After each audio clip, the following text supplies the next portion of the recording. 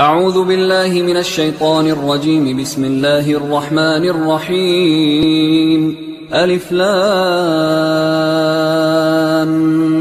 ميم.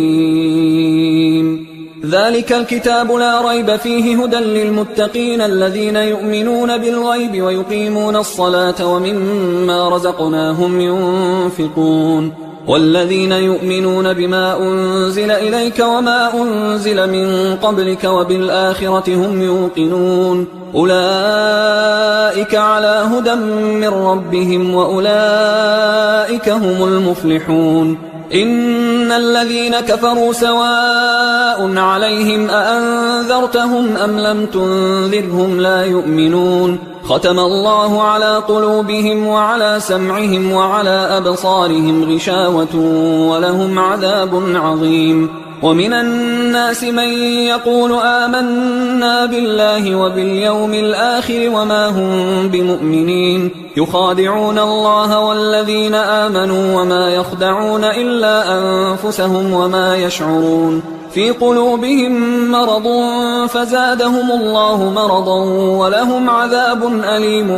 بما كانوا يكذبون. وإذا قيل لهم لا تفسدوا في الأرض قالوا إنما نحن مصلحون ألا إنهم هم المفسدون ولكن لا يشعرون. وإذا قيل لهم آمنوا كما آمن الناس قالوا أنؤمن كما آمن السفهاء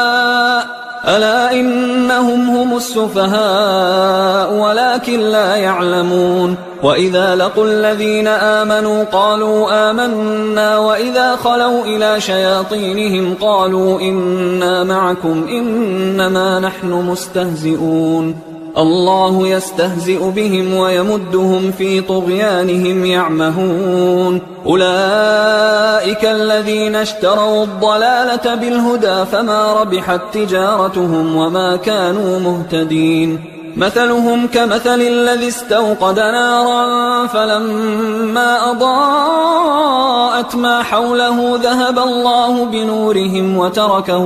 وتركهم في ظلمات لا يبصرون. صم بكم عمي فهم لا يرجعون. أو كصيب من السماء فيه ظلمات ورعد وبرق يجعلون أصابعهم في آذانهم من الصواعق حذر الموت والله محيط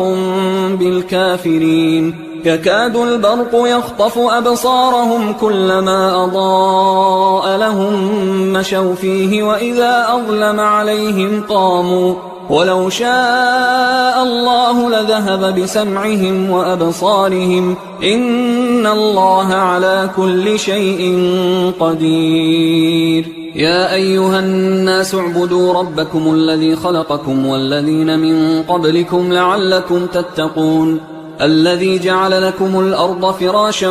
والسماء بناء وأنزل من السماء ماء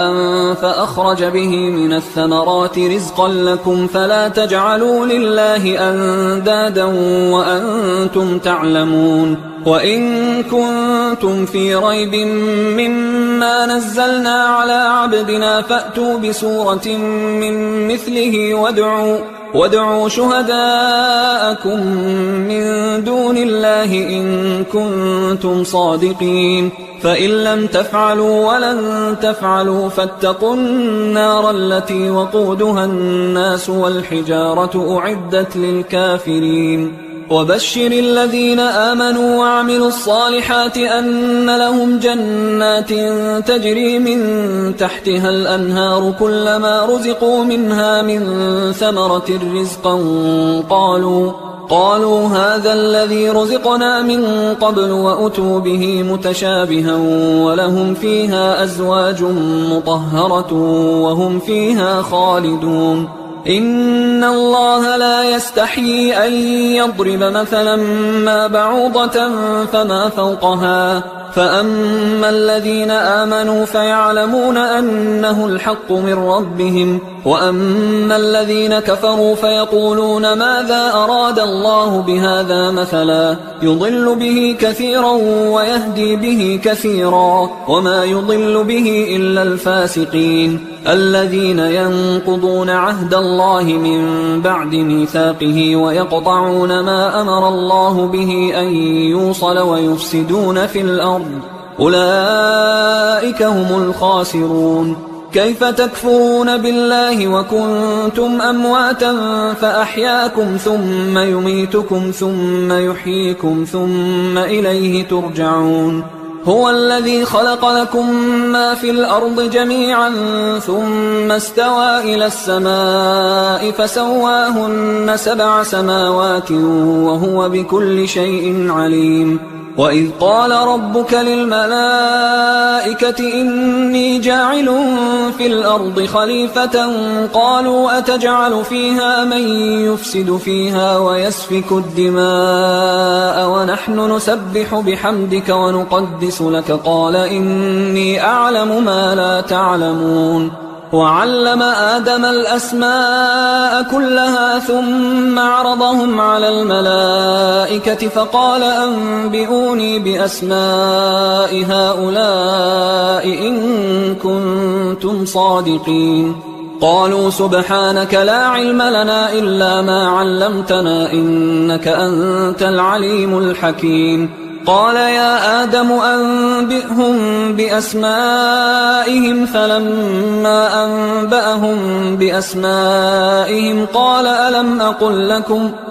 ألم أقل لكم إني أعلم غيب السماوات والأرض وأعلم ما تبدون وما كنتم تكتمون. وإذ قلنا للملائكة اسجدوا لآدم فسجدوا إلا إبليس أبى واستكبر وكان من الكافرين. وقلنا يا آدم اسكن أنت وزوجك الجنة وكلا منها رغدا حيث شئتما ولا تقربا هذه الشجرة فتكونا من الظالمين. فأزلهما الشيطان عنها فأخرجهما مما كانا فيه وقلنا اهبطوا بعضكم لبعض عدو ولكم في الأرض مستقر ومتاع إلى حين. فتلقى آدم من ربه كلمات فتاب عليه إنه هو التواب الرحيم. قلنا اهبطوا منها جميعا فإما يأتينكم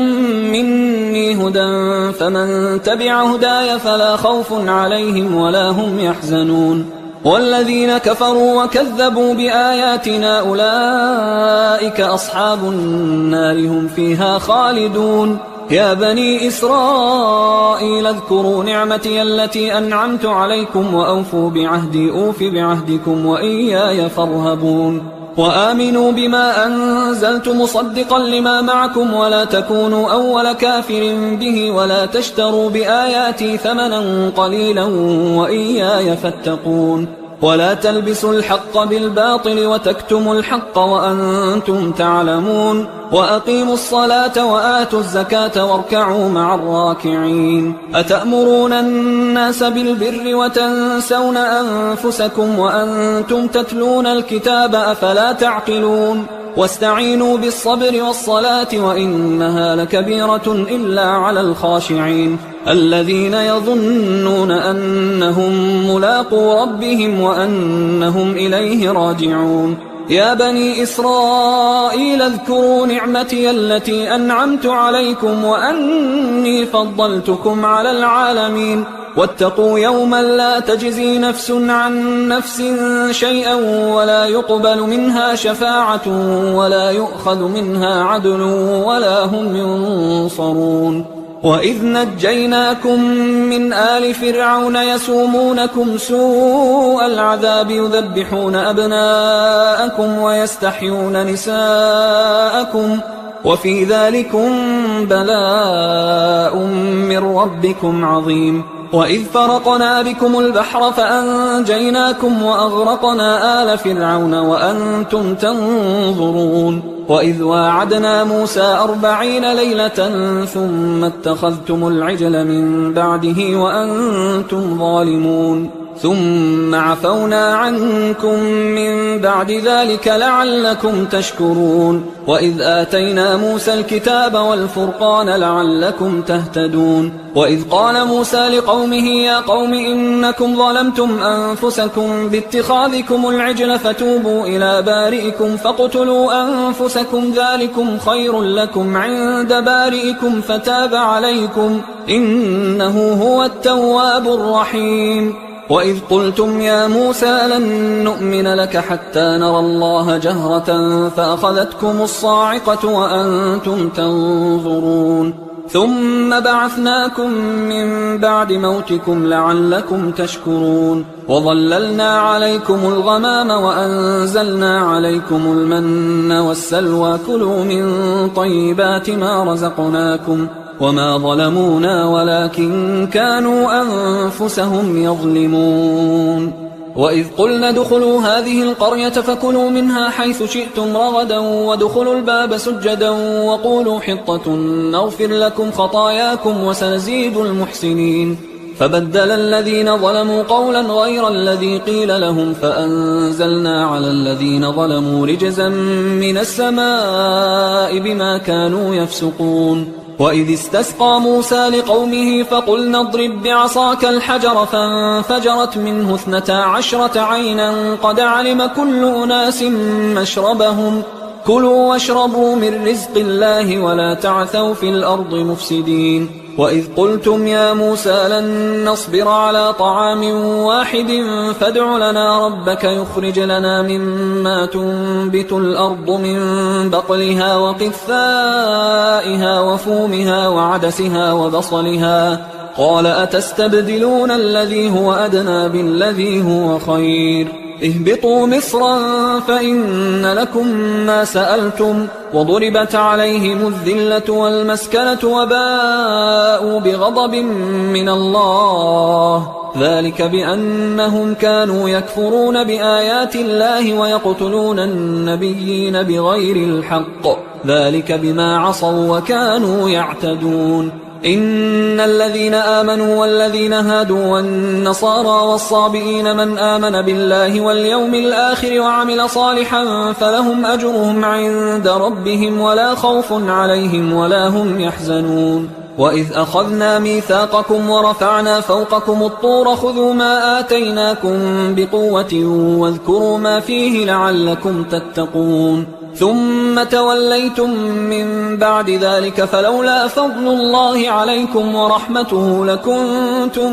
من الخاسرين ولقد علمتم الذين اعتدوا منكم في السبت فقلنا لهم كونوا قردة خاسئين فجعلناها نكالا لما بين يديها وما خلفها وموعظة للمتقين وإذ قال موسى لقومه إن الله يأمركم أن تذبحوا بقرة قالوا أتتخذنا هزوا قال أعوذ بالله أن أكون من الجاهلين قالوا ادع لنا ربك يبين لنا ما هي قال إنه يقول إنها بقرة لا فارض ولا بكر عوان بين ذلك فافعلوا ما تؤمرون قالوا ادع لنا ربك يبين لنا ما لونها قال إنه يقول إنها بقرة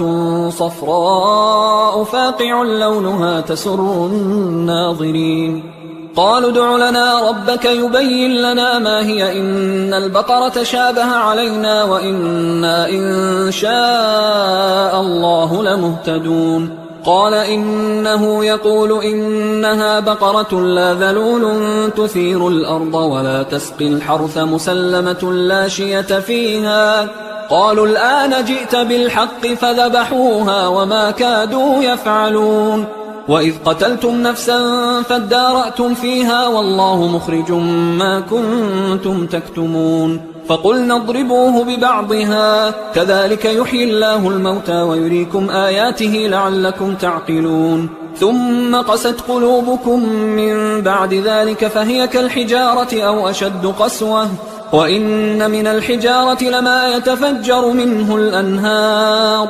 وإن منها لما يشقق فيخرج منه الماء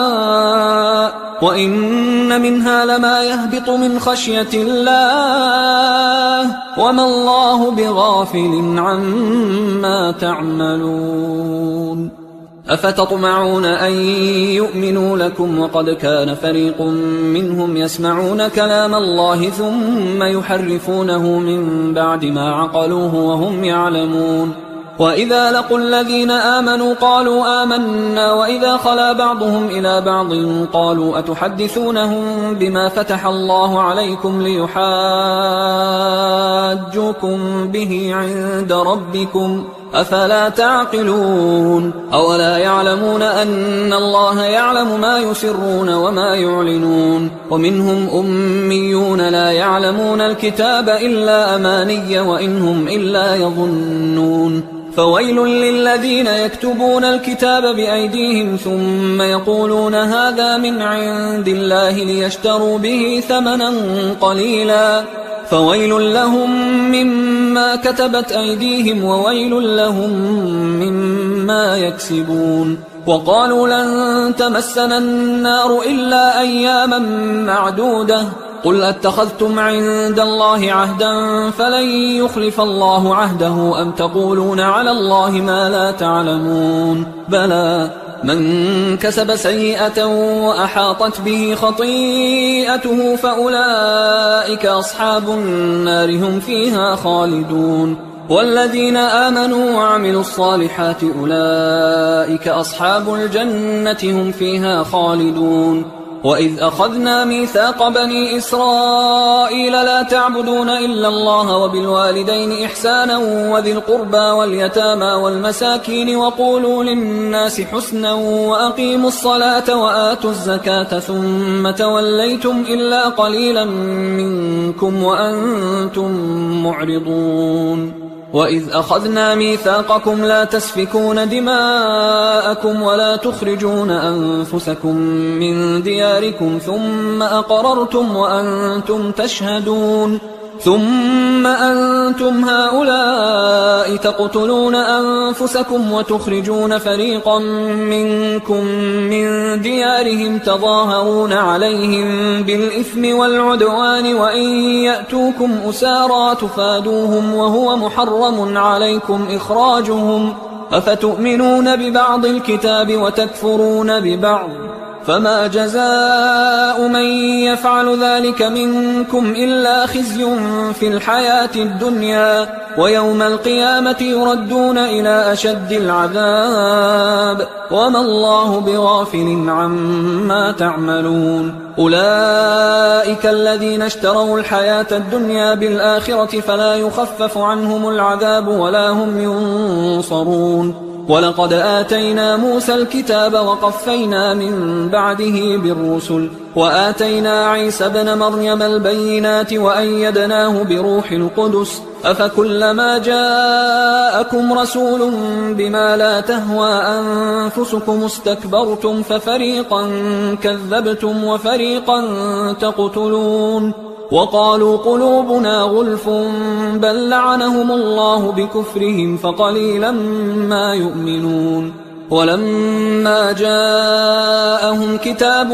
من عند الله مصدق لما معهم وكانوا من قبل يستفتحون على الذين كفروا فلما جاءهم ما عرفوا كفروا به فلعنة الله على الكافرين بئس ما اشتروا به أنفسهم أن يكفروا بما أنزل الله بغيا أن ينزل الله من فضله على من يشاء من عباده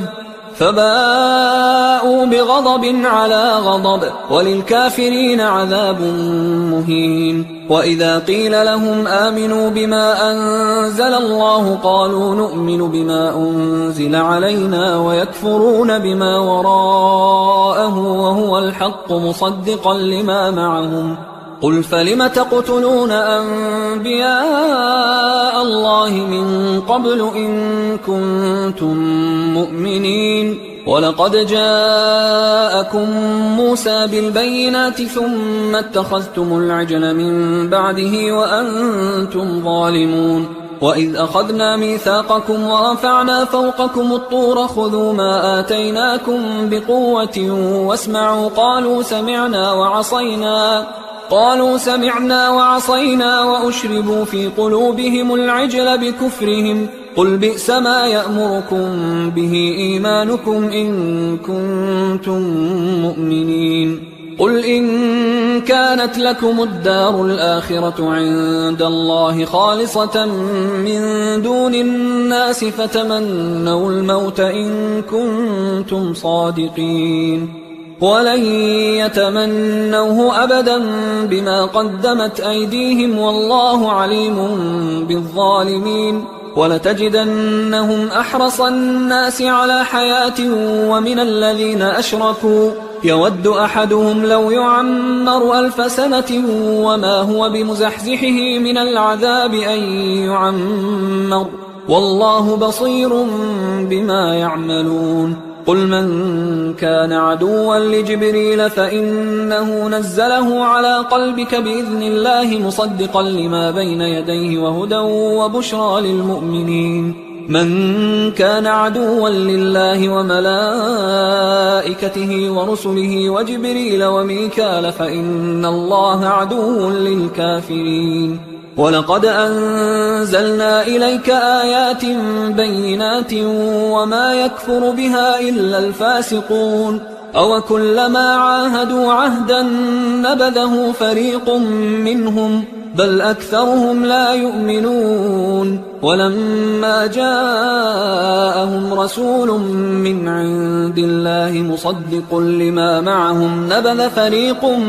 من الذين أوتوا الكتاب كتاب الله وراء ظهورهم كأنهم لا يعلمون واتبعوا ما تتلو الشياطين على ملك سليمان وما كفر سليمان ولكن الشياطين كفروا يعلمون الناس السحر وما أنزل على الملكين ببابل هاروت وماروت وما يعلمان من أحد حتى يقولا إنما نحن فتنة فلا تكفر فيتعلمون منهما ما يفرقون به بين المرء وزوجه وما هم بضارين به من أحد إلا بإذن الله ويتعلمون ما يضرهم ولا ينفعهم ولقد علموا لمن اشتراه ما له في الآخرة من خلاق ولبئس ما شروا به أنفسهم لو كانوا يعلمون ولو أنهم آمنوا واتقوا لمثوبة من عند الله خير لو كانوا يعلمون يا أيها الذين آمنوا لا تقولوا راعنا وقولوا انظرنا واسمعوا وللكافرين عذاب أليم ما يود الذين كفروا من أهل الكتاب ولا المشركين أن ينزل عليكم من خير من ربكم والله يختص برحمته من يشاء والله ذو الفضل العظيم ما ننسخ من آية أو ننسها نأت بخير منها أو مثلها ألم تعلم أن الله على كل شيء قدير ألم تعلم أن الله له ملك السماوات والأرض وما لكم من دون الله من ولي ولا نصير أم تريدون أن تسألوا رسولكم كما سئل موسى من قبل ومن يتبدل الكفر بالإيمان فقد ضل سواء السبيل ود كثير من أهل الكتاب لو يردونكم من بعد إيمانكم كفارا حسدا من عند أنفسهم من بعد ما تبين لهم الحق فاعفوا واصفحوا حتى يأتي الله بأمره إن الله على كل شيء قدير وأقيموا الصلاة وآتوا الزكاة وما تقدموا لأنفسكم من خير تجدوه عند الله إن الله بما تعملون بصير وقالوا لن يدخل الجنة إلا من كان هودا أو نصارى تلك أمانيهم قل هاتوا برهانكم إن كنتم صادقين بلى من أسلم وجهه لله وهو محسن فله أجره عند ربه ولا خوف عليهم ولا هم يحزنون وقالت اليهود ليست النصارى على شيء وقالت النصارى ليست اليهود على شيء وهم يتلون الكتاب كذلك قال الذين لا يعلمون مثل قولهم فالله يحكم بينهم يوم القيامة فيما كانوا فيه يختلفون ومن أظلم ممن منع مساجد الله أن يذكر فيها اسمه وسعى في خرابها أولئك ما كان لهم أن يدخلوها إلا خائفين لهم في الدنيا خزي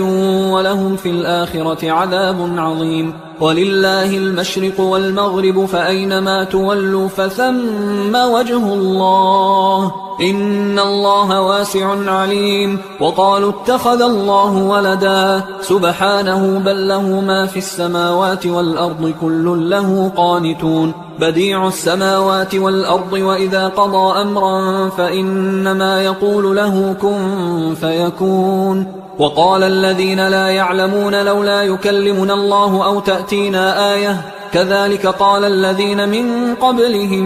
مثل قولهم تشابهت قلوبهم قد بينا الآيات لقوم يوقنون إنا أرسلناك بالحق بشيرا ونذيرا ولا تسأل عن أصحاب الجحيم ولن ترضى عنك اليهود ولا النصارى حتى تتبع ملتهم قل إن هدى الله هو الهدى ولئن اتبعت أهواءهم بعد الذي جاءك من العلم ما لك من الله من ولي ولا نصير الذين آتيناهم الكتاب يتلونه حق تلاوته أولئك يؤمنون به ومن يكفر به فأولئك هم الخاسرون يا بني إسرائيل اذكروا نعمتي التي أنعمت عليكم وأني فضلتكم على العالمين واتقوا يوما لا تجزي نفس عن نفس شيئا ولا يقبل منها عدل ولا تنفعها شفاعة ولا هم ينصرون وإذ ابتلى إبراهيم ربه بكلمات فأتمهن قال إني جاعلك للناس إماما قال ومن ذريتي قال لا ينال عهد الظالمين وإذ جعلنا البيت مثابة للناس وأمنا واتخذوا من مقام إبراهيم مصلى وعهدنا إلى إبراهيم وإسماعيل أن طهرا بيتي للطائفين والعاكفين والركع السجود وإذ قال إبراهيم رب اجعل هذا بلدا آمنا وارزق أهله من الثمرات من آمن منهم بالله واليوم الآخر قال ومن كفر فأمتعه قليلا ثم أضطره إلى عذاب النار وبئس المصير وإذ يرفع إبراهيم القواعد من البيت وإسماعيل ربنا تقبل منا إنك أنت السميع العليم ربنا وجعلنا مسلمين لك ومن ذريتنا أمة مسلمة لك وأرنا مناسكنا وتب علينا إنك أنت التواب الرحيم ربنا وابعث فيهم رسولا منهم يتلو عليهم آياتك ويعلمهم الكتاب والحكمة ويزكيهم إنك أنت العزيز الحكيم ومن يرغب عن ملة إبراهيم إلا من سفه نفسه ولقد اصطفيناه في الدنيا وإنه في الآخرة لمن الصالحين إذ قال له ربه أسلم قال أسلمت لرب العالمين. ووصى بها إبراهيم بنيه ويعقوب يا بني إن الله اصطفى لكم الدين فلا تموتن إلا وأنتم مسلمون. أم كنتم شهداء إذ حضر يعقوب الموت إذ قال لبنيه ما تعبدون من بعدي قالوا نعبد إلهك وإله آبائك إبراهيم وإسماعيل وإسحاق إلها واحدا ونحن له مسلمون. تلك أمة قد خلت لها ما كسبت ولكم ما كسبتم ولا تسألون عما كانوا يعملون. وقالوا كونوا هودا أو نصارى تهتدوا قل بل ملة إبراهيم حنيفا وما كان من المشركين. قولوا آمنا بالله وما أنزل إلينا وما أنزل إلى إبراهيم وإسماعيل وإسحاق ويعقوب والأسباط وما أوتي موسى وعيسى وما أوتي النبيون من ربهم لا نفرق بين أحد منهم ونحن له مسلمون. فإن آمنوا بمثل ما آمنتم به فقد اهتدوا وإن تولوا فإنما هم في شقاق فسيكفيكهم الله وهو السميع العليم. صبغة الله ومن أحسن من الله صبغة ونحن له عابدون. قل أتحاجوننا في الله وهو ربنا وربكم ولنا أعمالنا ولكم أعمالكم ونحن له مخلصون. أم تقولون إن إبراهيم وإسماعيل وإسحاق ويعقوب والأسباط كانوا هودا أو نصارى قل أأنتم أعلم أم الله ومن أظلم ممن كتم شهادة عنده من الله وما الله بغافل عما تعملون. تلك أمة قد خلت لها ما كسبت ولكم ما كسبتم ولا تسألون عما كانوا يعملون. سيقول السفهاء من الناس ما ولاهم عن قبلتهم التي كانوا عليها قل لله المشرق والمغرب يهدي من يشاء إلى صراط مستقيم. وكذلك جعلناكم أمة وسطا لتكونوا شهداء على الناس ويكون الرسول عليكم شهيدا. وما جعلنا القبلة التي كنت عليها إلا لنعلم من يتبع الرسول ممن ينقلب على عقبيه وإن كانت لكبيرة إلا على الذين هدى الله وما كان الله ليضيع إيمانكم إن الله بالناس لرؤوف رحيم. قد نرى تقلب وجهك في السماء فلنولينك قبلة ترضاها فول وجهك شطر المسجد الحرام وحيث ما كنتم فولوا وجوهكم شطره وإن الذين أوتوا الكتاب ليعلمون أنه الحق من ربهم وما الله بغافل عما يعملون. ولئن أتيت الذين أوتوا الكتاب بكل آية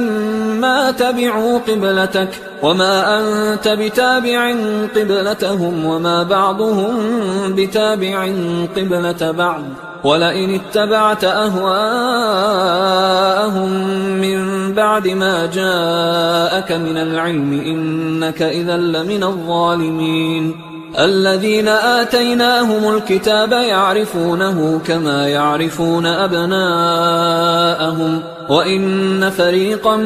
منهم ليكتمون الحق وهم يعلمون الحق من ربك فلا تكونن من الممترين ولكل وجهة هو موليها فاستبقوا الخيرات أينما تكونوا يأت بكم الله جميعا إن الله على كل شيء قدير ومن حيث خرجت فول وجهك شطر المسجد الحرام وإنه للحق من ربك وما الله بغافل عما تعملون ومن حيث خرجت فول وجهك شطر المسجد الحرام وحيث ما كنتم فولوا وجوهكم شطره لئلا يكون للناس عليكم حجة إلا الذين ظلموا منهم فلا تخشوهم واخشوني ولأتم نعمتي عليكم ولعلكم تهتدون كما أرسلنا فيكم رسولا منكم يتلو عليكم آياتنا ويزكيكم ويعلمكم الكتاب والحكمة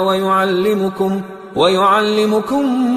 ما لم تكونوا تعلمون فاذكروني أذكركم واشكروا لي ولا تكفرون يا أيها الذين آمنوا استعينوا بالصبر والصلاة إن الله مع الصابرين ولا تقولوا لمن يقتل في سبيل الله أموات بل أحياء ولكن لا تشعرون ولنبلونكم بشيء من الخوف والجوع ونقص من الأموال والأنفس والثمرات وبشر الصابرين الذين إذا أصابتهم مصيبة قالوا إنا لله وإنا إليه راجعون أولئك عليهم صلوات من ربهم ورحمة وأولئك هم المهتدون إن الصفا والمروة من شعائر الله فمن حج البيت أو اعتمر فلا جناح عليه أن يطوف بهما ومن تطوع خيرا فإن الله شاكر عليم إن الذين يكتمون ما أنزلنا من البينات والهدى من بعد ما بيناه للناس في الكتاب أولئك يلعنهم الله ويلعنهم اللاعنون إلا الذين تابوا وأصلحوا وبينوا فأولئك أتوب عليهم وأنا التواب الرحيم إن الذين كفروا وماتوا وهم كفار أولئك عليهم لعنة الله والملائكة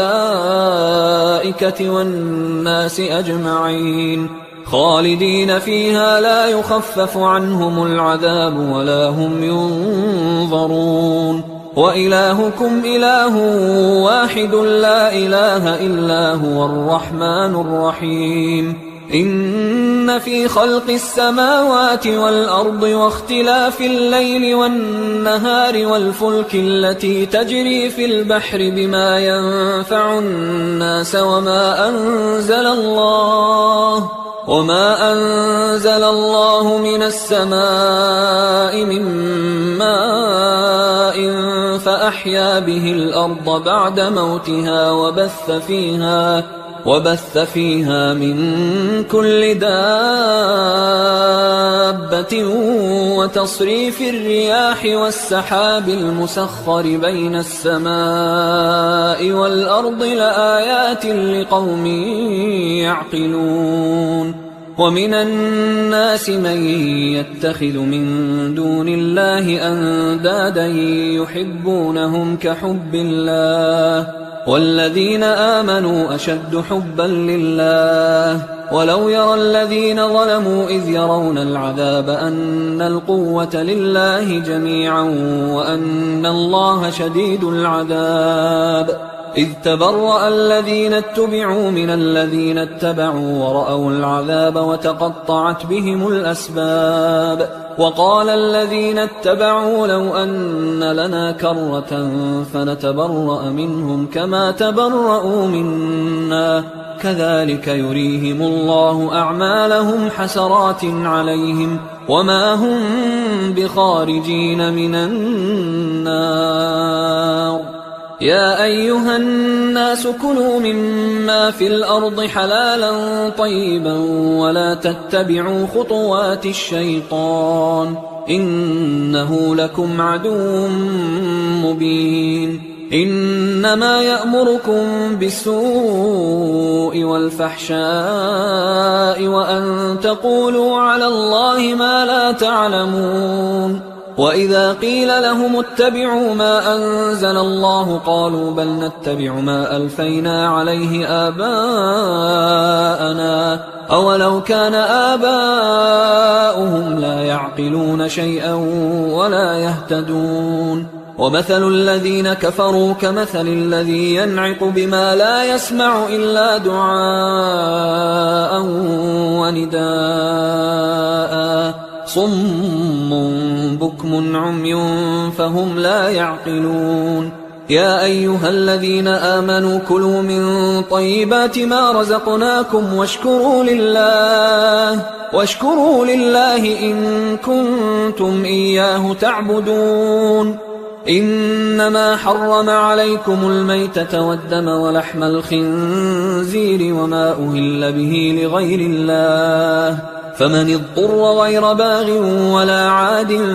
فلا إثم عليه إن الله غفور رحيم. إن الذين يكتمون ما أنزل الله من الكتاب ويشترون به ثمنا قليلا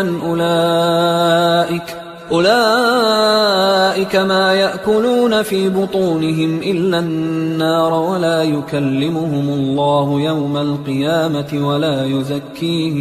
ولا يزكيهم ولهم عذاب أليم. أولئك الذين اشتروا الضلالة بالهدى والعذاب بالمغفرة فما أصبرهم على النار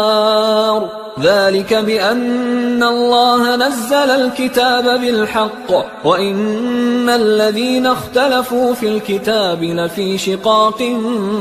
بعيد. ليس البر أن تولوا وجوهكم قبل المشرق والمغرب ولكن البر من آمن بالله واليوم الآخر والملائكة والكتاب والنبيين وآتى المال على حبه ذوي القربى واليتامى والمساكين وابن السبيل والسائلين وفي الرقاب وأقام الصلاة وآتى الزكاة والموفون بعهدهم إذا عاهدوا والصابرين في البأساء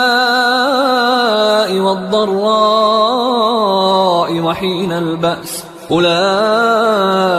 الذين صدقوا وأولئك هم المتقون. يا أيها الذين آمنوا كتب عليكم القصاص في القتلى الحر بالحر والعبد بالعبد والأنثى بالأنثى فمن عفي له من أخيه شيء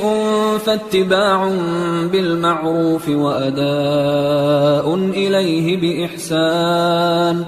ذلك تخفيف من ربكم ورحمة فمن اعتدى بعد ذلك فله عذاب أليم. ولكم في القصاص حياة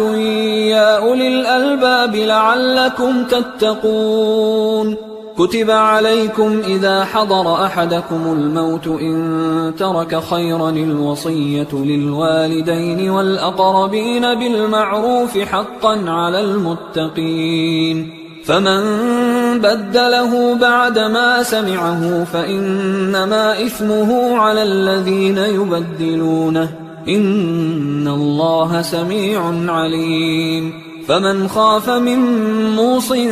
جنفا أو إثما فأصلح بينهم فلا إثم عليه إن الله غفور رحيم. يا أيها الذين آمنوا كتب عليكم الصيام كما كتب على الذين من قبلكم لعلكم تتقون أياما معدودات فمن كان منكم مريضا أو على سفر فعدة من أيام أخر وعلى الذين يطيقونه فدية طعام مسكين فمن تطوع خيرا فهو خير له وأن تصوموا خير لكم إن كنتم تعلمون شهر رمضان الذي أنزل فيه القرآن هدى للناس وبينات من الهدى والفرقان فمن شهد منكم الشهر فليصم ومن كان مريضا أو على سفر فعدة من أيام أخر يريد الله بكم اليسر ولا يريد بكم العسر ولتكملوا العدة ولتكبروا الله على ما هداكم ولعلكم تشكرون وإذا سألك عبادي عني فإني قريب أجيب دعوة الداع إذا دعان فليستجيبوا لي وليؤمنوا بي لعلهم يرشدون أحل لكم ليلة الصيام الرفث إلى نسائكم هن لباس لكم وأنتم لباس لهن علم الله أنكم كنتم تختانون أنفسكم فتاب عليكم وعفى عنكم فالآن باشروهن وابتغوا ما كتب الله لكم وكلوا واشربوا حتى يتبين لكم الخيط الأبيض من الخيط الأسود من الفجر ثم أتموا الصيام إلى الليل ولا تباشروهن وأنتم عاكفون في المساجد تلك حدود الله فلا تقربوها كذلك يبين الله آياته للناس لعلهم يتقون ولا تأكلوا أموالكم بينكم بالباطل وتدلوا بها إلى الحكام لتأكلوا فريقا من أموال الناس بالإثم وأنتم تعلمون يسألونك عن الأهلة قل هي مواقيت للناس والحج وليس البر بأن تأتوا البيوت من ظهورها ولكن البر من اتقى وأتوا البيوت من أبوابها واتقوا الله لعلكم تفلحون وقاتلوا في سبيل الله الذين يقاتلونكم ولا تعتدوا إن الله لا يحب المعتدين وقتلوهم حيث ثقفتموهم وأخرجوهم من حيث أخرجوكم والفتنة أشد من القتل ولا تقاتلوهم عند المسجد الحرام حتى يقاتلوكم فيه فإن قاتلوكم فاقتلوهم كذلك جزاء الكافرين فإن انتهوا فإن الله غفور رحيم وقاتلوهم حتى لا تكون فتنة ويكون الدين لله فإن انتهوا فلا عدوان إلا على الظالمين الشهر الحرام بالشهر الحرام والحرمات قصاص فمن اعتدى عليكم فاعتدوا عليه بمثل ما اعتدى عليكم واتقوا الله واعلموا أن الله مع المتقين وأنفقوا في سبيل الله ولا تلقوا بأيديكم إلى التهلكة وأحسنوا إن الله يحب المحسنين وأتموا الحج والعمرة لله فإن أحصرتم فما استيسر من الهدي ولا تحلقوا رؤوسكم حتى يبلغ الهدي محله فمن كان منكم مريضا أو به أذى من رأسه ففدية من صيام أو صدقة أو نسك فإذا أمنتم فمن تمتع بالعمرة إلى الحج فما استيسر من الهدي فمن لم يجد فصيام 3 أيام في الحج و7 إذا رجعتم تلك 10 كاملة ذلك لمن لم يكن أهله حاضر المسجد الحرام واتقوا الله واعلموا أن الله شديد العقاب الحج أشهر معلومات فمن فرض فيهن الحج فلا رفث ولا فسوق ولا جدال في الحج وما تفعلوا من خير يعلمه الله وتزودوا فإن خير الزاد التقوى واتقون يا أولي الألباب ليس عليكم جناح أن تبتغوا فضلا من ربكم فإذا أفضتم من عرفات فاذكروا الله عند المشعر الحرام واذكروه كما هداكم وإن كنتم من قبله لمن الضالين ثم أفيضوا من حيث أفاض الناس واستغفروا الله إن الله غفور رحيم فإذا قضيتم مناسككم فاذكروا الله كذكركم آباءكم أو أشد ذكرا فمن الناس من يقول ربنا آتنا في الدنيا وما له في الآخرة من خلاق ومنهم من يقول ربنا آتنا في الدنيا حسنة وفي الآخرة حسنة وقنا عذاب النار أولئك لهم نصيب مما كسبوا والله سريع الحساب واذكروا الله في أيام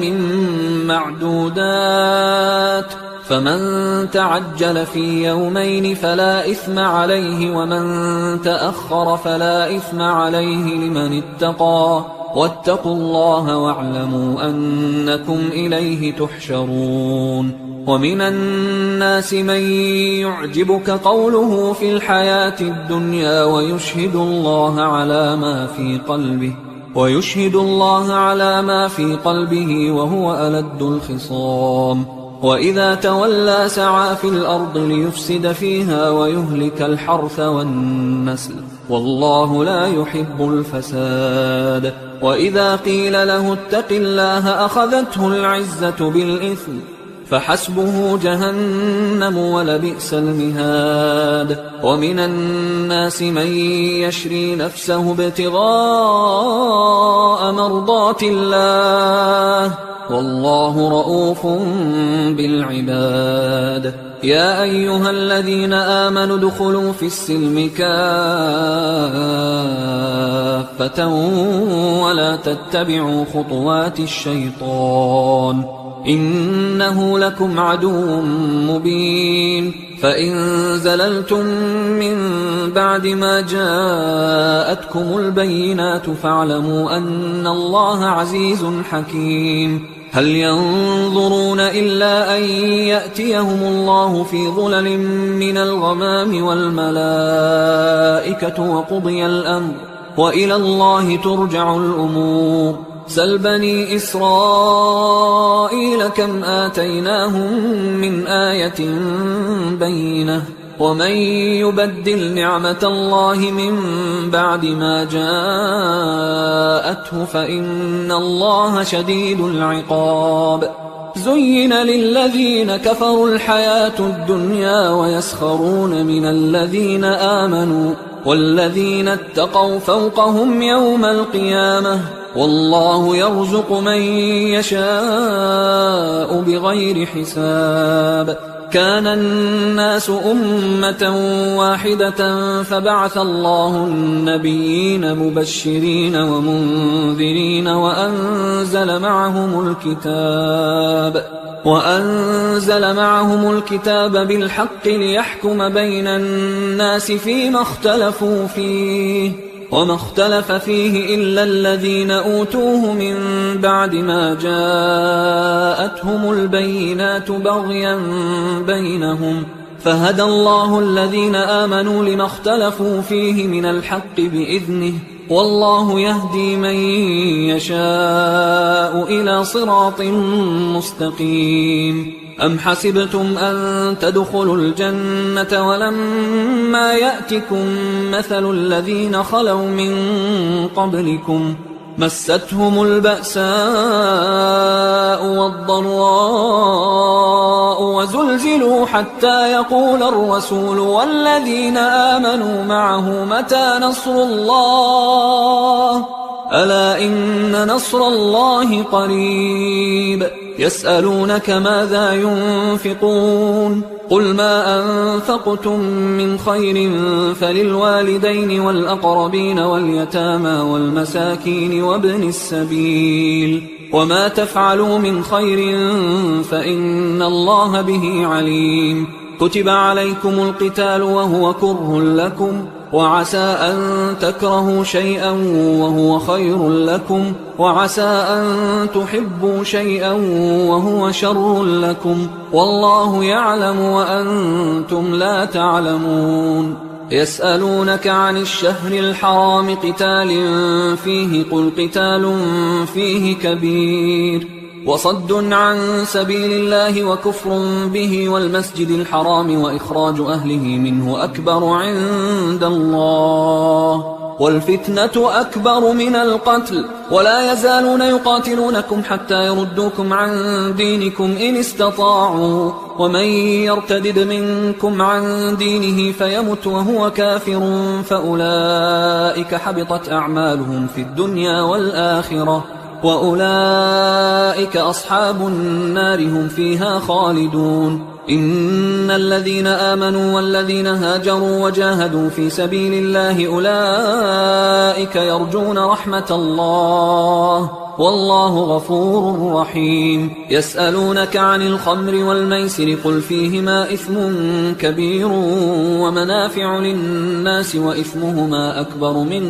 نفعهما، ويسألونك ماذا ينفقون قل العفو، كذلك يبين الله لكم الآيات لعلكم تتفكرون في الدنيا والآخرة. ويسألونك عن اليتامى قل إصلاح لهم خير، وإن تخالطوهم فإخوانكم والله يعلم المفسد من المصلح، ولو شاء الله لأعنتكم إن الله عزيز حكيم. ولا تنكحوا المشركات حتى يؤمن، ولأمة مؤمنة خير من مشركة ولو أعجبتكم، ولا تنكحوا المشركين حتى يؤمنوا، ولعبد مؤمن خير من مشرك ولو أعجبكم، أولئك يدعون إلى النار والله يدعو إلى الجنة والمغفرة بإذنه، ويبين آياته للناس لعلهم يتذكرون. ويسألونك عن المحيض قل هو أذى فاعتزلوا النساء في المحيض ولا تقربوهن حتى يطهرن، فإذا تطهرن فأتوهن من حيث أمركم الله، إن الله يحب التوابين ويحب المتطهرين. نساؤكم حرث لكم فأتوا حرثكم أنى شئتم، وقدموا لأنفسكم واتقوا الله واعلموا أنكم ملاقوه، وبشر المؤمنين. ولا تجعلوا الله عرضة لأيمانكم أن تبروا وتتقوا وتصلحوا بين الناس، والله سميع عليم. لا يؤاخذكم الله باللغو في أيمانكم ولكن يؤاخذكم بما كسبت قلوبكم، والله غفور حليم. للذين يؤلون من نسائهم تربص 4 أشهر، فإن فاءوا فإن الله غفور رحيم، وإن عزموا الطلاق فإن الله سميع عليم. والمطلقات يتربصن بأنفسهن 3 قروء، ولا يحل لهن أن يكتمن ما خلق الله في أرحامهن إن كن يؤمن بالله واليوم الآخر، وبعولتهن أحق بردهن في ذلك إن أرادوا إصلاحا، ولهن مثل الذي عليهن بالمعروف وللرجال عليهن درجة، والله عزيز حكيم. الطلاق 2، فإمساك بمعروف أو تسريح بإحسان، ولا يحل لكم أن تأخذوا مما آتيتموهن شيئا إلا أن يخافا ألا يقيما حدود الله، فإن خفتم ألا يقيما حدود الله فلا جناح عليهما فيما افتدت به، تلك حدود الله فلا تعتدوها، ومن يتعد حدود الله فأولئك هم الظالمون. فإن طلقها فلا تحل له من بعد حتى تنكح زوجا غيره، فإن طلقها فلا جناح عليهما أن يتراجعا إن ظنا أن يقيما حدود الله، وتلك حدود الله يبينها لقوم يعلمون. وإذا طلقتم النساء فبلغن أجلهن فأمسكوهن بمعروف أو سرحوهن بمعروف، ولا تمسكوهن ضرارا لتعتدوا، ومن يفعل ذلك فقد ظلم نفسه. ولا تتخذوا آيات الله هزوا، واذكروا نعمة الله عليكم وما أنزل عليكم من الكتاب والحكمة يعظكم به، واتقوا الله واعلموا أن الله بكل شيء عليم. وإذا طلقتم النساء فبلغن أجلهن فلا تعضلوهن أن ينكحن أزواجهن إذا تراضوا بينهم بالمعروف، ذلك يوعظ به من كان منكم يؤمن بالله واليوم الآخر، ذلكم أزكى لكم وأطهر، والله يعلم وأنتم لا تعلمون. والوالدات يرضعن أولادهن حولين كاملين لمن أراد أن يتم الرضاعة، وعلى المولود له رزقهن وكسوتهن بالمعروف، لا تكلف نفس إلا وسعها، لا تضار والدة بولدها ولا مولود له بولده، وعلى الوارث مثل ذلك، فإن أرادا فصالا عن تراض منهما وتشاور فلا جناح عليهما. وإن أردتم أن تسترضعوا أولادكم فلا جناح عليكم إذا سلمتم ما آتيتم بالمعروف، واتقوا الله واعلموا أن الله بما تعملون بصير. والذين يتوفون منكم ويذرون أزواجا يتربصن بأنفسهن 4 أشهر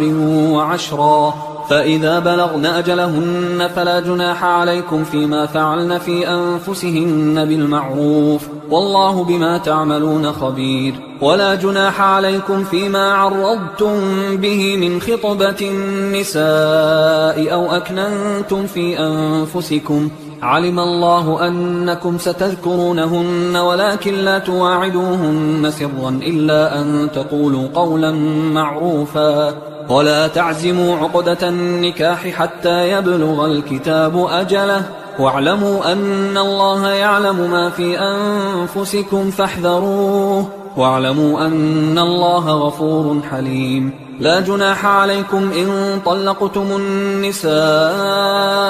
ما لم تمسوهن أو تفرضوا لهن فريضة، ومتعوهن على الموسع قدره وعلى المقتر قدره متاعا بالمعروف حقا على المحسنين. وإن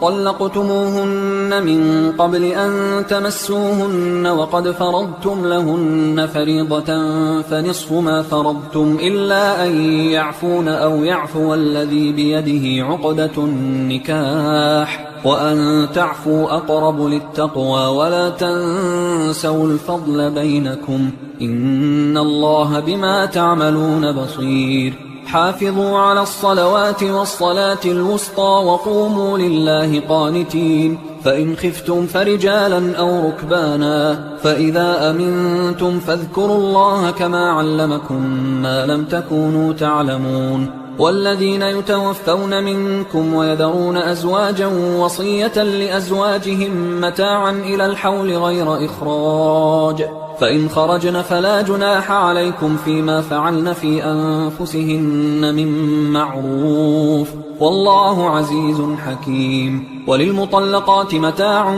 بالمعروف حقا على المتقين، كذلك يبين الله لكم آياته لعلكم تعقلون. ألم تر إلى الذين خرجوا من ديارهم وهم ألوف حذر الموت فقال لهم الله موتوا ثم أحياهم، إن الله لذو فضل على الناس ولكن أكثر الناس لا يشكرون. وقاتلوا في سبيل الله واعلموا أن الله سميع عليم. من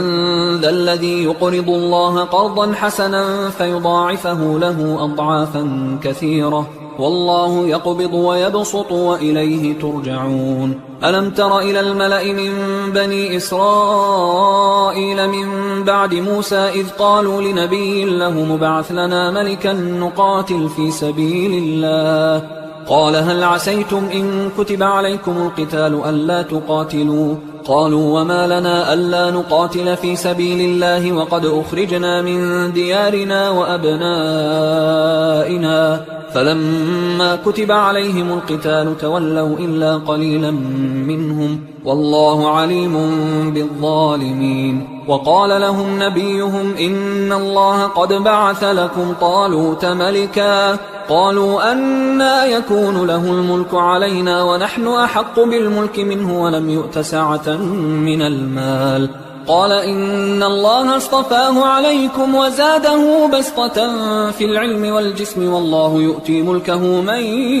يشاء والله واسع عليم. وقال لهم نبيهم إن آية ملكه أن يأتيكم التابوت فيه سكينة من ربكم وبقية مما ترك آل موسى وآل هارون تحمله الملائكة إن في ذلك لآية لكم إن كنتم مؤمنين. فلما فصل طالوت بالجنود قال إن الله مبتليكم بنهر فمن شرب منه فليس مني ومن لم يطعمه فإنه مني إلا من اغترف غرفة بيده فشربوا منه إلا قليلا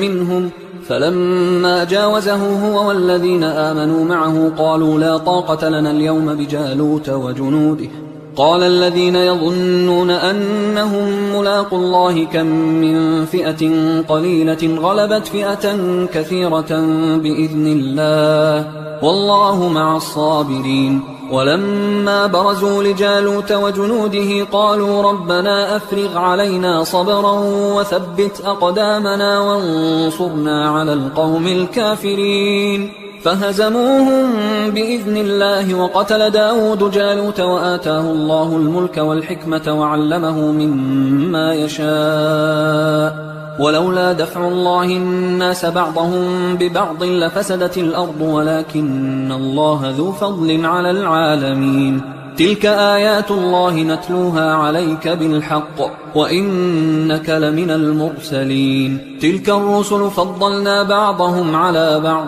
منهم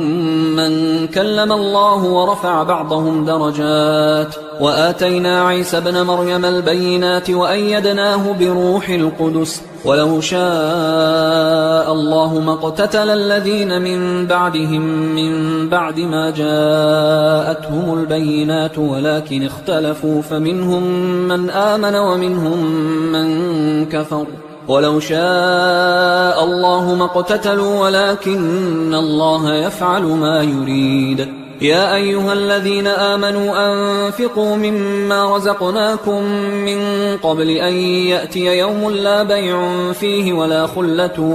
ولا شفاعة والكافرون هم الظالمون. الله لا إله إلا هو الحي القيوم لا تأخذه سنة ولا نوم له ما في السماوات وما في الأرض من ذا الذي يشفع عنده إلا بإذنه يعلم ما بين أيديهم وما خلفهم ولا يحيطون بشيء من علمه إلا بما شاء وسع كرسيه السماوات والأرض ولا يؤوده حفظهما وهو العلي العظيم. لا إكراه في الدين قد تبين الرشد من الغي فمن يكفر بالطاغوت ويؤمن بالله فقد استمسك بالعروة الوثقى لا انفصام لها والله سميع عليم. الله ولي الذين آمنوا يخرجهم من الظلمات إلى النور والذين كفروا أولياؤهم الطاغوت يخرجونهم من النور إلى الظلمات أولئك أصحاب النار هم فيها خالدون. ألم تر إلى الذي حاج إبراهيم في ربه أن آتاه الله الملك إذ قال إبراهيم ربي الذي يحيي ويميت قال أنا أحيي وأميت قال إبراهيم فإن الله يأتي بالشمس من المشرق فأت بها من المغرب فبهت الذي كفر والله لا يهدي القوم الظالمين. أو كالذي مر على قرية وهي خاوية على عروشها قال أنى يحيي هذه الله بعد موتها فأماته الله 100 عام ثم بعثه قال كم لبثت؟ قال لبثت يوما أو بعض يوم. قال بل لبثت 100 عام فانظر إلى طعامك وشرابك لم يتسنه وانظر إلى حمارك ولنجعلك آية للناس وانظر إلى العظام كيف ننشزها ثم نكسوها لحما فلما تبين له قال أعلم أن الله على كل شيء قدير. وإذ قال إبراهيم رب أرني كيف تحيي الموتى قال أولم تؤمن قال بلى ولكن ليطمئن قلبي قال فخذ 4 من الطير فصرهن إليك ثم اجعل على كل جبل منهن جزءا ثم ادعهن يأتينك سعيا واعلم أن الله عزيز حكيم. مثل الذين ينفقون أموالهم في سبيل الله كمثل حبة أنبتت 7 سنابل في كل سنبلة 100 حبة والله يضاعف لمن يشاء والله واسع عليم. الذين ينفقون أموالهم في سبيل الله ثم لا يتبعون ما أنفقوا منا ولا أذى لهم أجرهم عند ربهم ولا خوف عليهم ولا هم يحزنون. قول معروف ومغفرة خير من صدقة يتبعها أذى والله غني حليم. يا أيها الذين آمنوا لا تبطلوا صدقاتكم بالمن والأذى كالذي ينفق ماله رئاء الناس ولا يؤمن بالله واليوم الآخر فمثله كمثل صفوان عليه تراب فأصابه وابل فتركه صلدا لا يقدرون على شيء مما كسبوا والله لا يهدي القوم الكافرين. ومثل الذين ينفقون أموالهم ابتغاء مرضات الله وتثبيتا من أنفسهم كمثل جنة بربوة أصابها وابل فآتت أكلها ضعفين فإن لم يصبها وابل فطل والله بما تعملون بصير. أيود أحدكم أن تكون له جنة من نخيل وأعناب تجري من تحتها الأنهار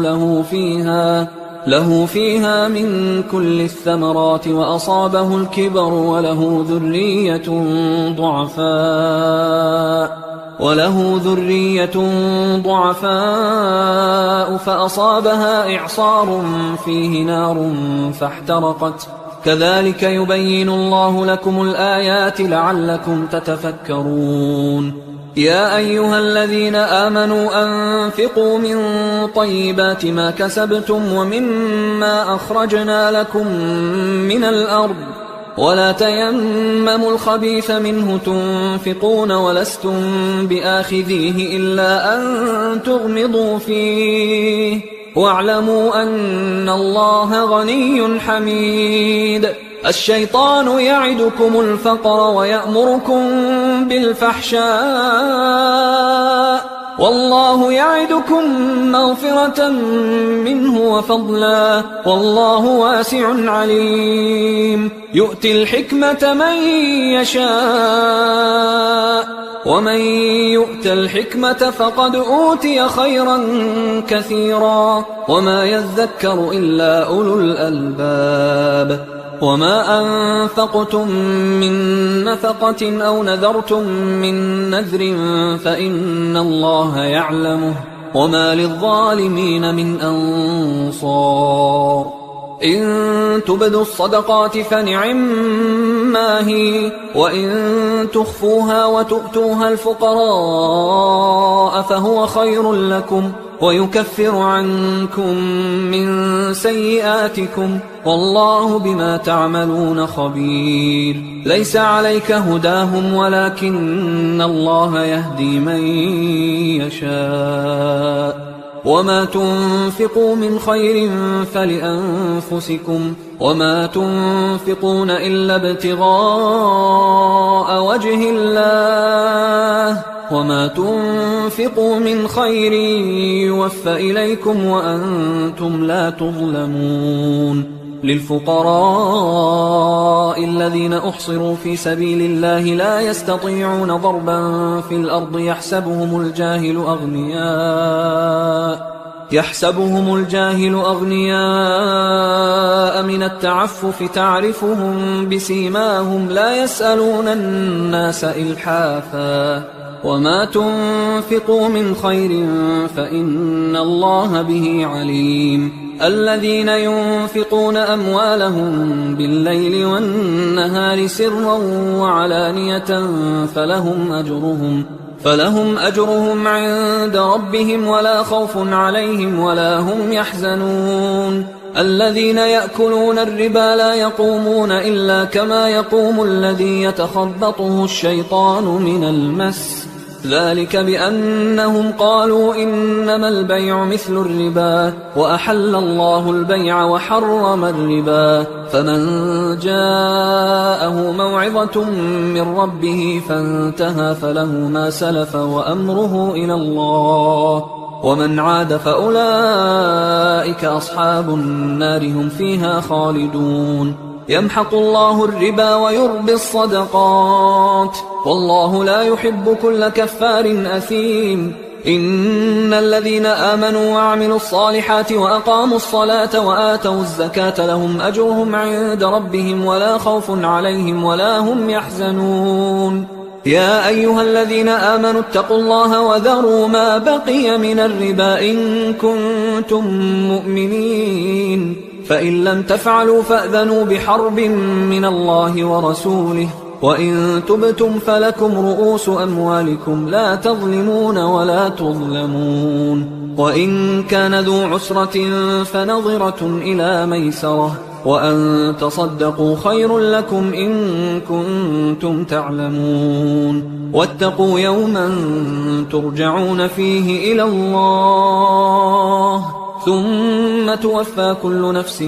ما كسبت وهم لا يظلمون. يا أيها الذين آمنوا إذا تداينتم بدين إلى أجل مسمى فاكتبوه وليكتب بينكم كاتب بالعدل ولا يأب كاتب أن يكتب كما علمه الله، فليكتب وليملل الذي عليه الحق وليتق الله ربه ولا يبخس منه شيئا، فإن كان الذي عليه الحق سفيها أو ضعيفا أو لا يستطيع أن يمله فليملل وليه بالعدل واستشهدوا شهيدين من رجالكم، فإن لم يكونا رجلين فرجل وامرأتان ممن ترضون من الشهداء أن تضل إحداهما فتذكر إحداهما الأخرى، ولا يأبى الشهداء إذا ما دعوا، ولا تسأموا أن تكتبوه صغيرا أو كبيرا إلى أجله، ذلكم أقسط عند الله وأقوم للشهادة وأدنى أن لا ترتابوا إلا أن تكون تجارة حاضرة تديرونها بينكم فليس عليكم جناح ألا تكتبوها، وأشهدوا إذا تبايعتم ولا يضار كاتب ولا شهيد، وإن تفعلوا فإنه فسوق بكم، واتقوا الله ويعلمكم الله والله بكل شيء عليم. وإن كنتم على سفر ولم تجدوا كاتبا فرهان مقبوضة، فإن أمن بعضكم بعضا فليؤدي الذي اؤتمن أمانته وليتق الله ربه ولا تكتموا الشهادة ومن يكتمها فإنه آثم قلبه والله بما تعملون عليم. لله ما في السماوات وما في الأرض، وإن تبدوا ما في أنفسكم أو تخفوه يحاسبكم به الله فيغفر لمن يشاء ويعذب من يشاء والله على كل شيء قدير. آمن الرسول بما أنزل إليه من ربه والمؤمنون كل آمن بالله وملائكته وكتبه ورسله لا نفرق بين أحد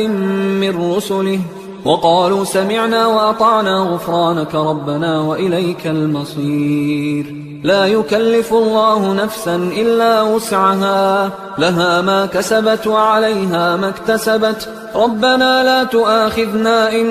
نسينا أو أخطأنا ربنا ولا تحمل علينا إصرا كما حملته على الذين من قبلنا ربنا ولا تحملنا ما لا طاقة لنا به واعف عنا